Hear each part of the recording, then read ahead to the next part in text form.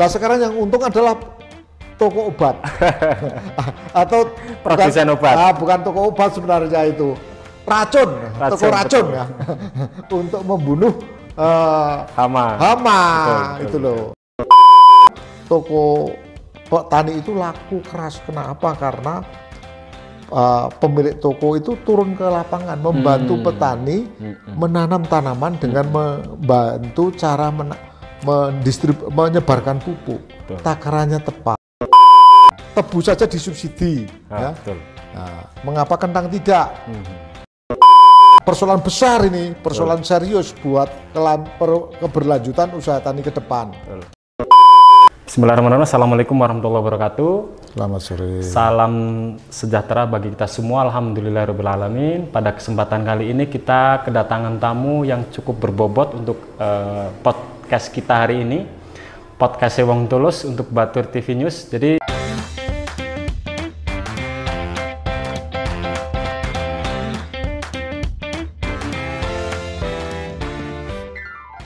pembahasan kita di kali ini akan sedikit berbobot karena bintang tamu pada kali ini beliau kita perkenalkan Bapak Profesor Bambang Hudayana selaku dosen dan juga Direktur Pusat Studi Pedesaan Kawasan UGM. Jadi sebagai dosen juga, sebagai direktur di lembaga di UGM juga, dan beliau juga sudah menjabat sebagai guru besar antropologi UGM. Jadi mungkin akan sangat banyak ilmu dan tentunya seorang profesor insya Allah akan memberikan solusi yang baik, solusi yang praktis untuk kita semua sebagai petani di wilayah Kabupaten Banjarnegara, khususnya di Desa Batur. Untuk kali ini kita mungkin akan membahas atau sedikit membicarakan Pak Bambang terkait permasalahan pupuk dan juga tantangan usaha tani. Kita spesifik mungkin di tanaman hortikultura kentang di wilayah dataran tinggi Dieng. Jadi mungkin sedikit kita sampaikan bahwa dataran tinggi Dieng itu sebetulnya itu suatu kawasan yang sangat luas yang terdiri dari kurang lebih 5 kabupaten. Ada Kabupaten Banjarnegara, Kabupaten Wonosobo, Kabupaten Pekalongan, Kabupaten Batang, dan yang terakhir adalah Kabupaten Temanggung. Jadi itu masuk ke Temanggung juga ya? Temanggung juga masuk, Pak. Jadi kawasan dataran tinggi Dieng itu kalau kita istilahkan adalah Dieng Raya. Jadi tidak hanya di Kabupaten Banjarnegara saja, tapi kebetulan untuk sentra tanaman kentang itu ada di dua kabupaten, Kabupaten Banjarnegara dan Kabupaten Wonosobo. Kalau untuk Kabupaten Banjarnegara, sentranya itu ada di Kecamatan Batur. Kalau untuk di Kabupaten Wonosobo, sentranya ada di Kecamatan Kejajar. Jadi dua kecamatan ini salah satu penyokong utama atau pemasok utama kentang dari wilayah dataran tinggi Dieng. Itu seperti itu. Jadi mungkin sore kali ini atau pada kesempatan kali ini kita akan membahas mengenai permasalahan baik itu pupuk, mungkin regulasi, ada sedikit berbau politik atau yang lain. Mungkin Pak Bambang selaku akademisi bisa menyampaikan mungkin solusi atau yang lainnya. Jadi mungkin itu, dan saya juga lupa Pak memperkenalkan diri. Jadi Mas Huda ya panggilannya? Ya, saya Mas Huda. Jadi nama lengkap saya Miftahul Huda. Saya di sini sebagai praktisi di petani di Gerakan Petani di sini ya. Gerakan Petani di sini. Jadi saya sudah menggeluti pertanian kentang itu sejak 2011. Jadi kita melihat di situ memang banyak permasalahan, problem dan segala macam lah. Dan mungkin pada kesempatan kali ini karena kita memandang bahwa kita juga butuh support dari segi akademisi terkait permasalahan yang ada di kita. Jadi mungkin akan kita bicarakan mengenai hal-hal tersebut, dan tentunya mungkin bukan pertanyaan tapi mungkin kita masuk ke pembahasan. Sebelum kita masuk ke pembahasan, saya terlebih dahulu mungkin akan memberikan satu pertanyaan yang ringan ke Pak Bambang. Jadi saya dapat informasi Pak Bambang itu sudah 1 malam di sini.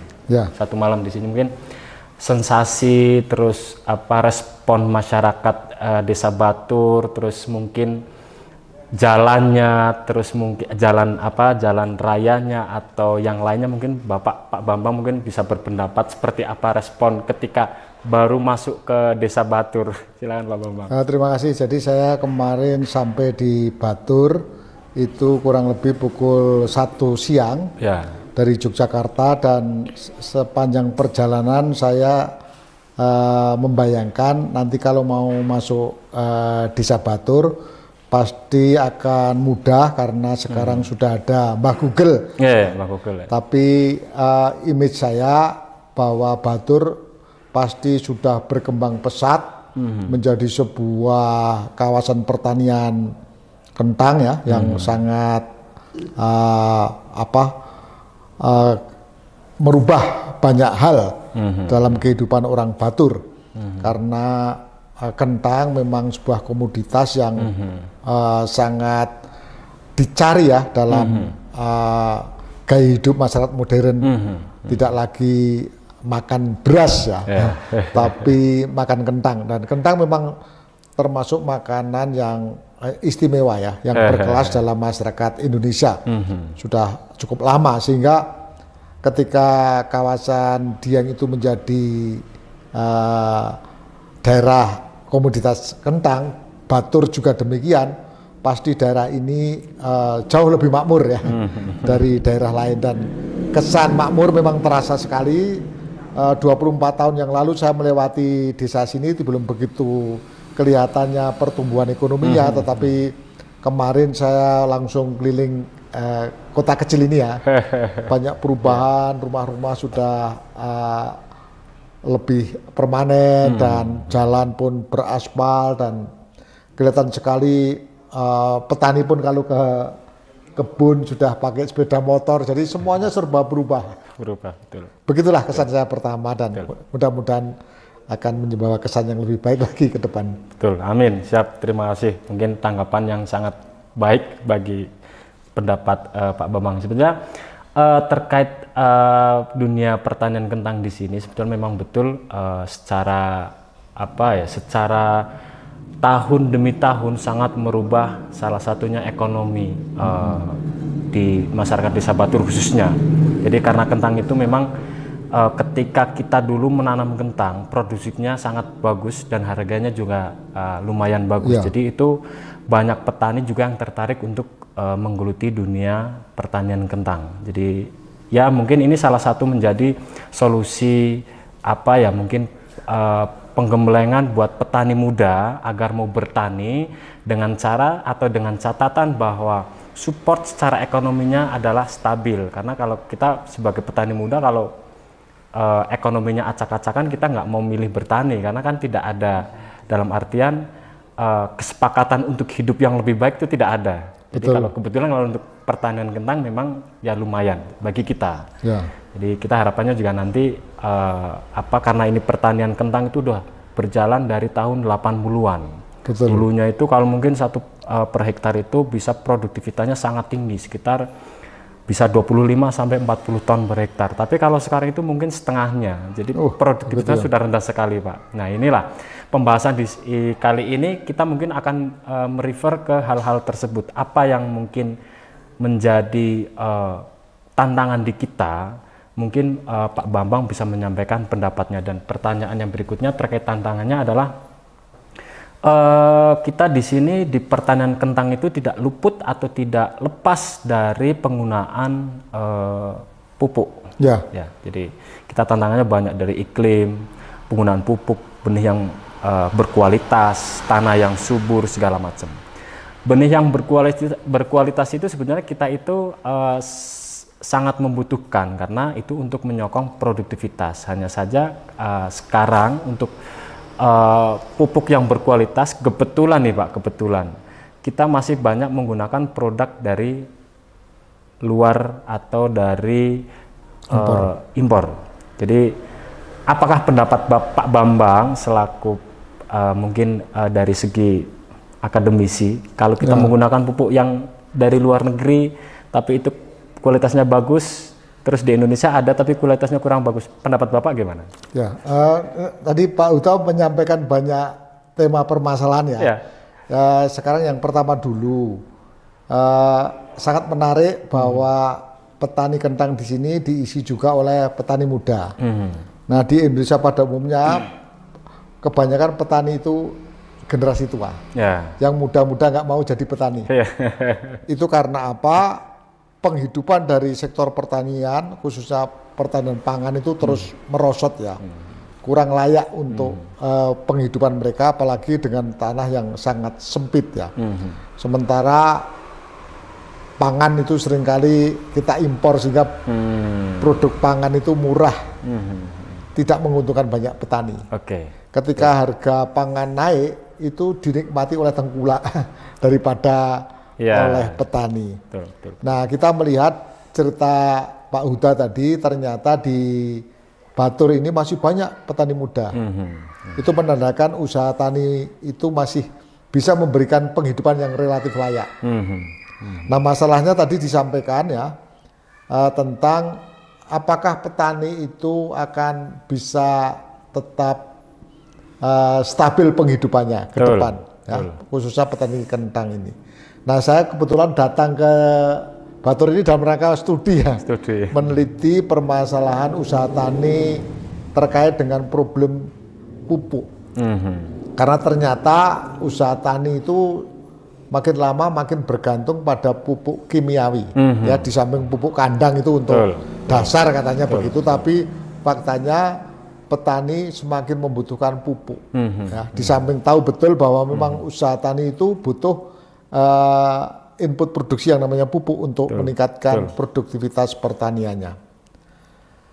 Nah, tadi Bapak sampaikan problem petani di sini adalah merosotnya tingkat produksi kentang ya, dari dulu mungkin 40 ton per hektar ya, sekarang tinggal 10 atau 15 ton ya. Ceritanya kan begitu. Nah, penurunan produksi ini kan bisa banyak faktor. Ya, tetapi dari pengamatan dan diskusi dengan petani tadi kita temukan fakta, satu ya, problemnya adalah humus itu mulai berkurang ya, merosot. Otomatis dengan takaran pupuk yang stabil, tetap kalau humus tanah itu berkurang atau kesuburan tanah itu berkurang ya, pasti produksinya akan merosot. Dan kalau merosot dengan kata lain adalah sebenarnya pendapatan petani di sini merosot dibandingkan dengan petani generasi tua ya. Cuma saja karena kentang itu masih menjadi primadona dalam pasar nasional ya, ya mereka tidak begitu jatuh kalau harganya masih 10.000. Nah, kemerosotan yang kedua sebenarnya nampak dari beban saprodi ya, terutama tadi dari hasil wawancara mereka masih menggunakan pupuk yang relatif minimalis dibandingkan dengan petani dari Jawa Barat ya, yang menggunakan jumlah pupuk 2 kali lipat. Ya. Tetapi kita melihat biaya produksinya sudah tinggi sekali, ya. Terutama untuk apa tadi dari wawancara dengan para petani itu untuk pestisida, ya. Untuk perawatan, untuk pengendalian hama dan penyakit. Ini berarti persoalan besar ini, persoalan serius buat keberlanjutan usaha tani ke depan. Ya. Jadi sepintas lalu memang namanya kentang itu masih jadi komoditas primadona di pasar nasional. Tapi nasib petani sebenarnya semakin tidak beruntung. Ini pertemuan studi kita hari ini dan nampaknya akan berlaku juga di banyak tempat loh. Tidak hanya di sini. Kami studi di Jawa Timur, ya, di daerah Malang dan di daerah Bandung. Nampaknya problem yang dihadapi petani sama. Ya. Harga saprodi semakin meningkat, naik. Ya. Tidak sebanding dengan kenaikan harga kentang, sehingga pendapatannya sebenarnya menurun. Ya. Risiko kegagalan panen menurun. Ya. Ketika harus banyak menggunakan pestisida. Ya, jadi petani stres dong kalau begitu ya. Harap-harap cemas ya. Ketika bercocok tanam kayak judi. Ya. Taruhannya itu bisa tidak balik. Betul. Nah, inilah pentingnya para petani kemudian ke depan melakukan semacam evaluasi diri ya, atas usaha tani yang dikerjakan dan bagaimana mengatasinya ya. Mau diatasi dari penggunaan pupuknya atau penggunaan pestisidanya atau justru mendorong adanya advokasi kebijakan ya, dari pemerintah agar menyelamatkan lah namanya sumbangsih orang Batur yang sudah berdarah-darah ya, menyelamatkan ekonomi nasional ya, membuat Indonesia tidak harus impor kentang besar-besaran ya. Nah, bagaimana menyelamatkan mereka supaya mereka nanti bergairah dan tidak menanggung kerugian dan risiko usaha tani yang besar karena tadi permasalahannya menakutkan sekali ya. Biaya produksi lebih banyak untuk pengendalian hama ya, termasuk pestisida tadi. Katanya 1 hektar bisa 27 juta, sedangkan pupuk hanya sekitar 2-3 juta. Wah, gila ini. Menurut saya ini perang melawan hama. Betul. Itu setuju. Lebih berat daripada melawan pasar. Betul. Ini saya motong dikit Pak. Jadi terkait tadi yang pupuk juga terkait juga pestisida kita penggunaannya juga tinggi. Kita seperti dalam artian kita ketagihan Pak ya. Nggak kita pakai tanaman kita hancur, kita naikkan dosisnya, terus naiknya dosisnya kita nggak bisa lepas. Jadi udah ketagihan, kita nggak bisa melepas sesuatu yang berbau chemical atau kimia, baik itu pupuk maupun pestisida. Mungkin Bapak punya pandangan tersendiri bagi mungkin produsen pupuk dan produsen pestisida. Meskipun mereka melayangkan atau memproduksi pupuk kimia atau pestisida yang berbau mungkin kimia buatan, mungkin apakah perlu mereka itu, perusahaan-perusahaan itu membuat juga solusi buat kita, dalam artian mungkin ya kita bahasa petani kita adalah penawarnya. Kira-kira penting nggak Pak Prof? Ya itu penting, tapi pertama-tama langkah yang dilakukan kita bersama adalah mendorong petani kemudian mampu mengevaluasi diri secara bersama-sama ya. Pertama adalah mengenai menurunnya kualitas lahan, ya, intensitas penggunaan lahan untuk aneka tanaman hortikultura yang sangat tinggi itu pasti akan memakan unsur hara ya, kesuburan. Nah itu perlu dimitigasi. Kalau sudah tidak begitu subur, maka cara menyuburkan kembali, memulihkan tanah itu pakai apa? Namanya katanya sederhananya salah satunya pakai pupuk organik, gitu. Nah pupuk organik pun harus berkualitas, bukan sekedar kotoran ayam dibuang ya. Nah, tapi bagaimana petani bersama-sama kompak meningkatkan kualitas tanah, perbaikilah lahannya. Jadi ada reorientasi ya. Yang dulunya itu terlalu chemical fertilizer, sekarang lebih organik. Nah, kalau itu sudah dilakukan, langkah-langkah itu dilakukan, kemudian juga mulai belajar ulang ya, namanya sudah berubah kondisi lahannya. Pupuk yang kimia kalau digunakan itu porsinya seperti apa? Seringkali petani itu menggunakan takaran yang over karena berharap-harap akan produksi meningkat pesat. Makanya kalau di sini makanya itu kadang nggak sesuai rekomendasi Pak. Jadi antara mantap nggak mantap. Jadi mantap nggak mantap itu kan relatif. Saya mantapnya tuh satu tanaman dikasih sekian, ya udah mantap, padahal itu overdosis atau kurang kan kita nggak tahu. Nah itu kan perlu namanya belajar bersama ya. Petani itu tidak hanya kumpul untuk arisan atau berbagi informasi untuk mendapatkan bantuan atau subsidi ya, tetapi justru memperkuat capacity building mereka, ya, pengetahuan mereka untuk bercocok tanam yang rasional. Nah mereka harus punya demplot lah. Ini peran perusahaan bisa mendorong supaya petani bisa mengenali ya, kondisi tanahnya, kebutuhan pupuknya, dan pupuk apa jenisnya yang tepat untuk dipakai. Nah ini perlu Pak, kalau tidak nanti dalam jangka panjang kalau kerusakan lahan itu terjadi, ya, dan lingkungan itu sudah parah karena serba hama yang akan mengganggu usaha tani dan petani harus beli obat yang lebih mahal lagi atau lebih langka, sekarat lah masa depannya. Nah, karena persoalan lingkungan sudah rusak. Nah, sebelum rusak parah, mari kita lakukan perubahan, ya, reorientasi, mengembangkan usaha tani yang ramah lingkungan, menggunakan pupuk secara proporsional, lambat laun akan mengurangi pembiayaan atas kerusakan lingkungan. Kalau lingkungan makin pulih, hama makin sedikit, kita tidak perlu banyak menggunakan anggaran untuk beli sepertinya bisa kita turunkan obat pembasmi hama. Lah sekarang yang untung adalah toko obat atau produsen obat. Bukan toko obat sebenarnya, itu racun, toko racun ya untuk membunuh hama. Betul, loh. Baik. Ini saya salah kaprah menggunakan istilah obat. Ini racun ya sudah ya untuk membunuh hama penyakit tanaman itu. Jadi ya kalau saya boleh berpendapat juga, kita belajar, kita melihat dulu sisi dulu ketika ada program revolusi hijau. Jadi dari pemerintah memang menggelontorkan salah satunya pupuk yang basicnya adalah chemical untuk mendukung program swasembada pangan atau produktivitas pertanian di Indonesia. Tapi waktu itu tidak sepakat dengan solusi yang kedepannya kemungkinan besar ini pupuk akan menjadi masalah bagi kita. Jadi mungkin tadi pikir praktis saya menangkap yang disampaikan oleh Pak Prof bahwa mungkin bagi perusahaan pupuk,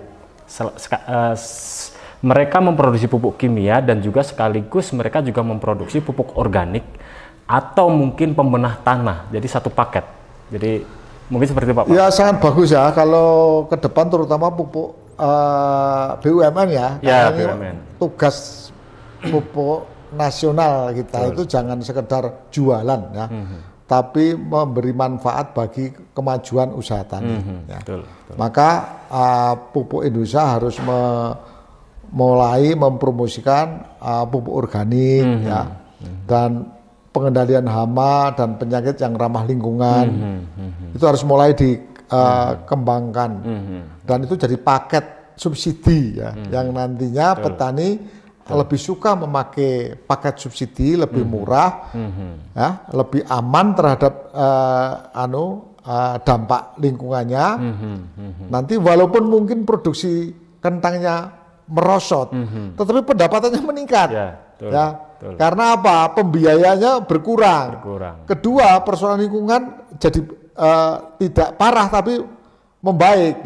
Kalau lingkungan membaik, otomatis nanti dalam jangka panjang keberlanjutan usaha tani akan baik. Nah, kalau ramah lingkungan, produk-produk pun akan disukai konsumen. Ya, sekarang hampir semua produk yang ramah lingkungan punya nilai harga yang lebih baik di pasar. Yang sayur organik semuanya dicari oleh kelas menengah. Apalagi kentang ini kan sebenarnya makanan tanda petik orang kelas menengah lah. Sehingga kalau organik pasti akan punya daya tawar yang lebih baik.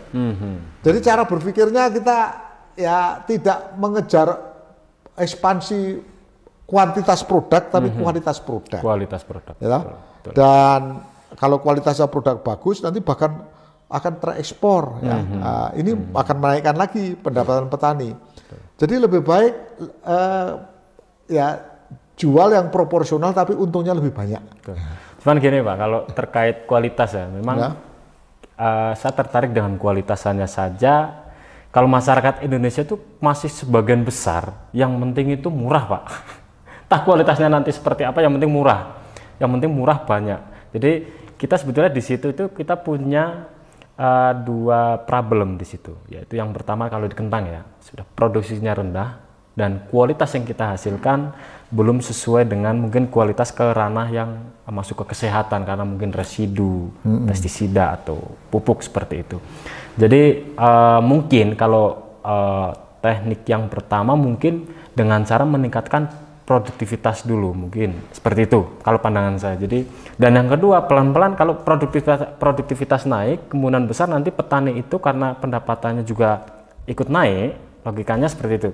Nanti juga pelan-pelan nanti kita ke arah yang menghasilkan produk yang berkualitas. Jadi produktivitasnya optimal, mungkin terakhir baru kualitasnya. Karena kita memandang itu petani masyarakat Indonesia itu ya kayak dulu saya sebagai mahasiswa, yang penting saya mencari warung makan yang nasinya banyak tapi harganya murah gitu.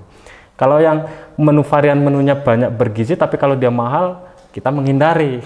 Karena memang kita mindset kita itu masih yang penting banyak dan murah gitu, Pak. Itu masih debatable sekarang ya? Ya, debatable. Jadi kalau kita lihat tren konsumen kita kan kelas menengah makin meningkat. Mereka tidak mau beli barang murahan, ya, yang berisiko apalagi terhadap kesehatan dan lingkungan. Ya, sentimen pasar dunia pun sekarang tidak mau produk-produk yang merusak lingkungan itu masuk ke pasar Eropa, pasar internasional. Jadi kita harus memulai, ya, memulai itu bukan karena kemudian kita akhirnya tidak mau mengalahkan yang pendekatannya itu serba murah, tetapi berisiko. Itu yang harus kita lawan ya. Dalam perkembangan dunia yang semakin kompetitif ini, orang tidak perlu makan banyak kok. Ya. Buktinya sekarang orang kalau sudah makin sejahtera, makan nasi pun tidak mau banyak-banyak. Ya, makan nasi yang enak. Ya. Tapi kalau di sini banyak, Pak. Paman nasi nanti jam berikutnya makan bakso sama kupat, Pak. Lah itu sudah lumayan, gitu, sudah berkualitas itu. Makan nasi lauknya kentang. Nah, makin lama orang makin mencari yang lebih berkelas lah. Itu sudah di mana-mana rumus. Karena gaya hidup, Pak, ya juga ya. Gaya hidup dan orang yang makin punya uang, punya kantong, itu pasti memilih, Pak. Memilih yang paling tidak berisiko. Kita lihat kentang itu makanan kelas menengah sebenarnya ya. Kalau kentang itu ternyata mau dijual ke kelas bawah, band kelas bawah makan, itu nanti makin lama kalau kita lihat, kalau ada temuan teknologi maju, bisa jadi orang daerah datar rendah kan jualan kentang juga, nanam kentang. Nah, ini punya keunggulan iklim ya, rasanya lebih enak. Jangan sampai yang berkualitas itu tidak dimakan ya, gara-gara pestisidanya terlalu tinggi. Nah, harus dikurangi. Nah, intinya kan tadi sebenarnya transformasi ya, perubahan secara lebih akumulatif baik ya. Pemerintah mulai memperkenalkan pupuk yang lebih ramah lingkungan ya, dan termasuk pengendalian hama dan penyakit yang lebih ramah lingkungan melalui pendekatan subsidi, karena ini menyangkut penguatan ketahanan pangan. Kentang jangan dipahami sebagai produk hortikultura yang merupakan makanan biasa, sekunder ya. Ini primer ya. Tebu saja disubsidi ya. Nah, mengapa kentang tidak? Nah, kalau sudah disubsidi seperti itu, ya gunakan daya kreatif petani untuk menghasilkan kentang yang lebih kompetitif. Ya, kalau disubsidi terus bikin kentang yang murahan, ya harganya murah, Pak. Coba kalau organik bisa harganya 3 kali lipat daripada harga sekarang ya, itu akan berubah. Ya, kita lihat contohnya di Yogyakarta itu ada yang namanya salak ya, salak biasa harganya cuma 3.000, Pak. 3.000 per kilo. Ya, tapi salak pondok sisik naga yang organik itu 27. Saya pernah studi. Segmen pasarnya kemana, Pak? Ya ke Eropa, ke Hong Kong, ke kelas menengah di Jakarta, ya, termasuk tamu-tamu wisatawan. Jadi orang membeli bukan sekedar untuk mengenyangkan perut, ya, tapi untuk menyehatkan perut. Jadi ini tantangan kita, ya. Keberanian untuk berubah itu menjadi masa depan kita. Betul. Nah, terima kasih Pak Prof. Jadi ya. Mungkin lanjut ke pertanyaan, bukan pertanyaan sih, kita diskusi santai. Jadi men-trigger saja ya untuk menyampaikan pendapat. Jadi saya mendengar bahwa kita juga Indonesia punya produsen pupuk, salah satu produsen pupuk terbesar yaitu Pupuk Indonesia, PT Pupuk Indonesia, dan itu banyak cabangnya di situ. Dan kebetulan punya BUMN. Dan beberapa kali kita menggunakan dan sesuai data di lapang sebenarnya kualitasnya itu bagus dan itu tidak kalah dengan yang impor. Tapi penggunaan di petani itu masih rendah. Parameternya salah satunya adalah bahwa petani itu masih lebih mengenal produk impor daripada produk dalam negeri. Itu di lapang ya, di lapang seperti itu. Nah, mungkin apakah ada mungkin siasat dari Pak Profesor Bambang ke produsen tersebut, mungkin ke PI ya, untuk lebih menggiatkan petani itu untuk menggunakan produk-produk PI, dan mungkin di kelas petani juga mungkin seperti apa? Apakah ada masukan, ada apa atau solusi? Ya, ini permasalahan tentang BUMN ada masalah, kemudian persoalan kebiasaan masyarakat sendiri juga ada masalah. Saya tidak melihat dari sisi BUMN dulu ya, tapi mencoba melihat permasalahan dari petani. Petani-petani sekarang ini memang makin cerdas ya, makin peduli untuk mengembangkan usaha tani yang profitable. Ya. Karena itu mereka tidak mau berspekulasi, mereka harus memakai pupuk yang benar-benar mujarab. Pasti. Ya. Pasti. Hasilnya bisa dipastikan, ya. Dan itu image-nya adalah pakai pupuk impor. Lebih branding kayaknya. Nah, mengapa harus pakai pupuk impor? Ada dua kemungkinan atau alasan yang saya temukan di lapangan yang masih perlu saya teliti lebih lanjut.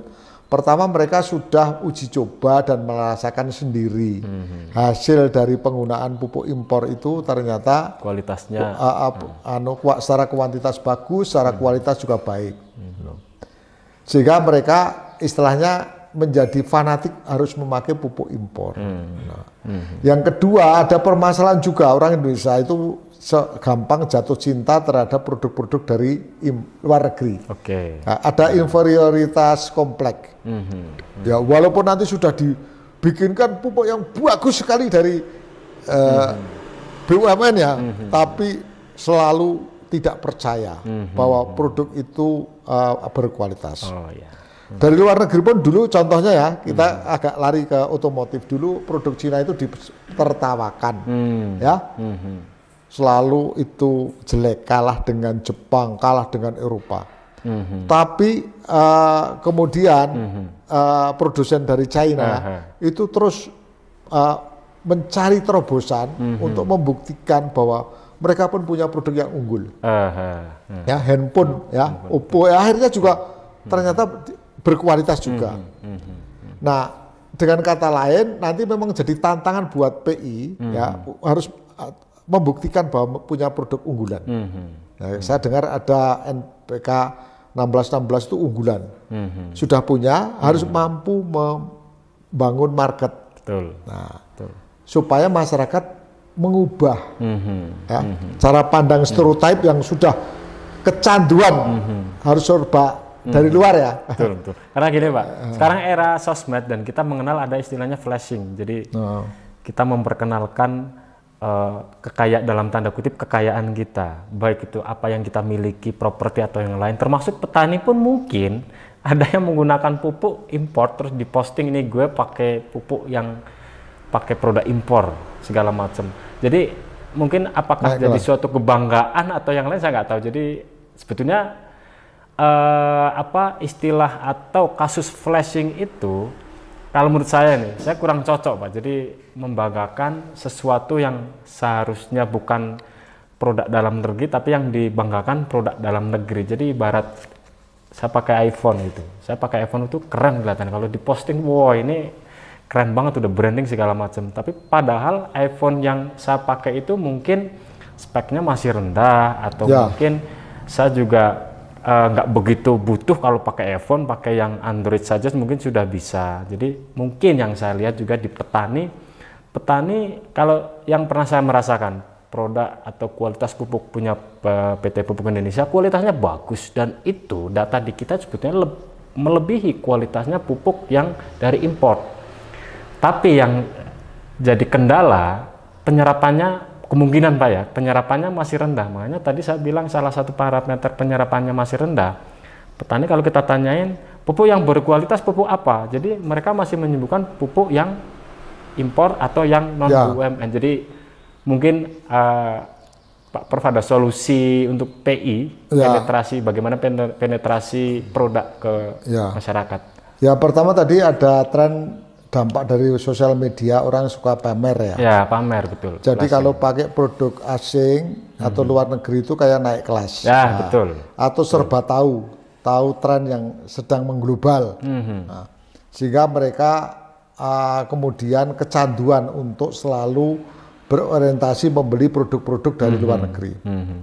Yang kedua, itu ada kecenderungan orang itu memang punya perilaku fanatis. Kalau sudah mencoba dan cocok, ya, itu susah sekali mengubah perilaku untuk berubah dengan. Betul. Itu petani itu fanatiknya tinggi. Fanatik yang berlebihan itu membuat dia tidak pernah mengevaluasi. Betul. Ketika produk-produk dari luar negeri itu naik terus, dia hanya sambat. Hanya komplain kok naik, tapi tidak berani mengambil suatu evaluasi untuk kemudian mencoba melirik produk-produk yang tidak laku di pasar. Ya, yang tidak dilaku di pasar itu karena sering dibully, ya, atau dia tidak mampu membangun marketing. Jangan kaget ya, para pedagang pupuk itu juga manusia biasa, mereka juga agen juga dalam beberapa hal, ya, atas produk-produk impor itu ya, karena diberi insentif atau kompensasi tertentu sehingga mereka cenderung memasarkan produk-produk yang memberikan kompensasi yang layak atau yang tinggi. Benefitnya lebih tinggi. Nah, karena itu menjadi tantangan kita bersama, khususnya untuk pupuk Indonesia ataupun produk-produk dalam negeri pada umumnya ya. Harus mengembangkan strategi pemasaran ya, bagaimana membangun customer sentris ya, membangun loyalitas customer terhadap produk dalam negeri. Karena kemudahan mendapatkan kredit. Kalau pakai pupuk dalam negeri akan ada kredit lunak, misalnya begitu. Kalau pakai pupuk dalam negeri maka nanti akan dibantu marketingnya ya. Misalnya pajaknya dikurangi. Wah, itu kan luar biasa, Pak. Ya. Sehingga akan dijual dengan harga yang lebih laku di pasar. Nah, kalau semangat ini dikembangkan, pendekatan-pendekatan kelembagaan ini namanya dilakukan, maka otomatis petani akan cinta dengan produk dalam negeri. Kayak orang Korea itu cinta terhadap mobil Korea. Mobil Korea. Iya. Itu dibikin atau memang mereka loyal muncul sendiri, Pak? Tidak ada cinta tumbuh dengan sendirinya, pasti distimulasi, ya, diberi rangsangan-rangsangan, ya, ada harapan-harapan sehingga ada kepercayaan. Oh, ternyata hadirnya pupuk Indonesia atau produk dalam negeri itu menjadi malaikat yang akan menyelamatkan usaha taninya. Ya, oh ternyata kalau pakai pupuk dalam negeri akan mudah mendapatkan kredit. Oh, ternyata akan disubsidi. Oh, ternyata nanti akan ada holiday tax. Oh, ternyata nanti pemerintah juga akan promosikan produknya. Setuju. Hal-hal seperti itu tidak hanya dilakukan oleh perusahaan itu, negara juga bergabung untuk menyemarakkan, mensupport seperti itu. Nah, akhirnya nanti akan terjadi ketahanan pangan, ya, dan terus mencari juga temuan-temuan, inovasi-inovasi untuk menghasilkan pupuk yang lebih baik, kualitasnya memang diuji di lapangan dan sebagainya. Petani akan berubah kok. Saya yakin ini persoalan bagaimana seni mengubah perilaku. Betul. Jadi yang saya tangkap itu artificial lovely. Jadi kita cinta sesuatu tapi dibuat-buat dulu. Tapi nanti kedepannya itu akan benar-benar cinta karena sudah merasakan kalau kita berbicara mengenai pupuk kualitasnya sudah bagus. Oh iya. Jadi memang kalau kita di lapang paling susah itu ketika kita itu merubah mindset atau kebiasaan petani itu yang sudah maniak menggunakan suatu produk susah digeser. Tapi ya mungkin karena nanti akan ada ketegasan dari pemerintah atau dari BUMN selaku produsen pupuk atau mungkin ada iming-iming yang lain, mungkin itu bisa, Pak. Ya, luar negeri juga belajar kok memasarkan pupuk ke Indonesia. Pupuknya dijual dengan nama Indonesia, tapi orang Indonesia malah namanya asing. Nah, jadi susah dihafal, diingat. Iya, ada beberapa produsen dari Cina menggunakan nama Indonesia, ya, yang mudah diingat oleh petani. Jadi brandingnya lebih gampang Iya, masuk dalam bahasa lokal, pakai bahasa lokal atau bahasa yang familiar untuk kaum tani. Sementara kita pakai istilah-istilah asing misalnya, ya, yang harus diingat dengan berkali-kali betul. dilakukan. Betul. Saya kira perlu kita belajar banyak hal ya, dari nama, warna, packaging, ya, pengiriman produk ke konsumen, dan harga juga Pak. Insentif-insentifnya, ya, dan salesnya harus pandai memberikan pembelajaran tentang usaha tani yang menarik. Betul. Saya melihat di luar Jawa, di Simalungun tahun yang lalu, toko tani itu laku keras. Kenapa? Karena pemilik toko itu turun ke lapangan membantu petani menanam tanaman dengan membantu cara menyebarkan pupuk. Betul. Takarannya tepat dan hasilnya bagus. Akhirnya petani datang lagi ya, dan akhirnya jadi sangat loyal untuk membeli pupuk yang ditawarkan oleh dia. Betul. Ya kalau saya menangkap juga gitu Pak. Jadi selaku sales dari pupuk, mungkin yang punya BUMN ya. Jadi mereka terkait produk knowledge atau pemahaman produk yang mereka jual, mereka harus paham banget. Terus terkait tanaman yang mereka tangani juga mereka juga harus paham, karena kalau setahu kita nih, pupuk tertentu itu nanti akan berbeda komposisinya untuk tanaman tertentu juga. Jadi kalau misalnya mereka tidak mengetahui dunia pertanian, terus mereka jualan, ya susah Pak. Susah. PPL kita itu harus lebih tahu daripada petani. Sekarang malah terbalik. Saya tadi di kantor desa, PPL sekarang kalah dengan petani. Nah, PPL harus punya demplot dan membuktikan bahwa pupuk yang diperkenalkan itu punya dampak yang luar biasa terhadap produk yang dihasilkan itu. Pasti petani akan datang. Tapi kalau PPL hanya ceramah, apalagi dia tidak tahu betul tentang khasiatnya, berarti petani itu sedang disesatkan ibaratnya ya. Wong petani itu orang pintar sekarang kok. Mereka benar-benar tidak mau rugi. Betul, sehingga banyak belajar mereka. Betul. Jadi ya memang sih beberapa kita melihat komen-komen di Facebook, kita bergabung di beberapa grup pertanian. Jadi salah satu yang disudutkan dari lembaga pemerintah adalah PPL. Jadi ya bagi kita selaku petani, kita melihat bahwa itu memang kasus yang terjadi di lapang. Tapi kita berharap nanti bisa ada perbaikan dari pemerintah terkait PPL, karena kan mau tidak mau bahwa PPL itu adalah langsung yang berkontak dengan petani, yang mestinya itu paham akan dengan kondisi dan permasalahan di petani yang akan disampaikan nanti ke tingkat atas. Tingkat atas nanti akan membuat kebijakan, itu ya tergantung dari salah satu masukan dari mungkin PPL gitu Pak ya. Termasuk desa ya, saya punya harapan besar pemerintahan desa di era otonomi desa sekarang ini sebaiknya memang punya tenaga yang bisa langsung mendampingi petani. Ada kepala urusan pembangunan desa misalnya, itu punya staf yang profesional untuk menjadi pendamping petani. Versi di desa itu di Pak? Desa ya. Di PPL nanti perang sama PPL Pak? Ya enggak, levelnya lain ya. PPL mungkin bicara tingkat kecamatan, gitu. Antar petani di tingkat kecamatan. Di desa ada semacam PPL atau pendamping untuk kelompok tani, untuk memperkuat kooperasinya, memperkuat perkumpulan petaninya agar lebih partisipatoris ya. Saya kira perlu, karena desa ini memang salah satu tugasnya kan mensejahterakan masyarakat. Nah, kalau masyarakatnya hidupnya dari sektor pertanian kentang, kok desa tidak punya keahlian. Nah, misalnya mungkin bisa bikin BUMDes ya, menjual pupuk dengan harga yang lebih murah. Itu kan menguntungkan petani. Atau menyediakan saprodi, ya, bisa disewa, punya traktor atau alat-alat. Itu bisa meringankan beban petani. Jadi kita harus berpikir positif ya. Pemerintahan desa yang baik adalah pemerintah yang dekat dengan rakyatnya. Indikatornya apa? Punya unit pelayanan ya, yang dekat dengan kebutuhan mereka. Kebutuhan mereka apa?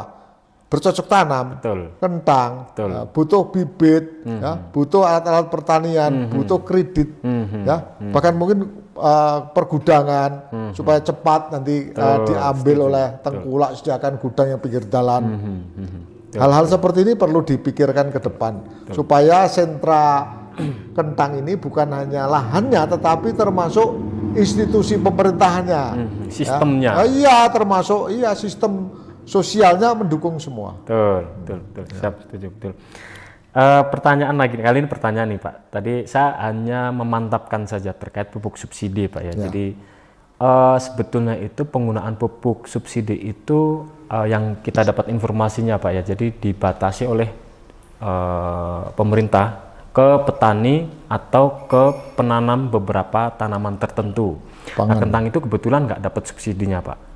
Sebetulnya kalau saya melihat, karena kita kan sosial ekonominya petani kentang itu masih di bawah rata-rata, dalam artian masih banyak petani yang punya lahan terbatas, masih banyak petani yang dalam istilah kata adalah petani gurem. Mereka menanam untuk menghidupi keluarganya, tapi tanpa digunakan uang hasil panennya itu tanpa digunakan untuk menabung atau membeli properti yang lain. Itu sebetulnya kalau kita melihat di lapang itu layak mendapat pupuk subsidi. Hanya saja pemerintah ke pertanian kentang kita dibatasi, kita ditutup subsidinya itu sekitar tahun 2021 lalu.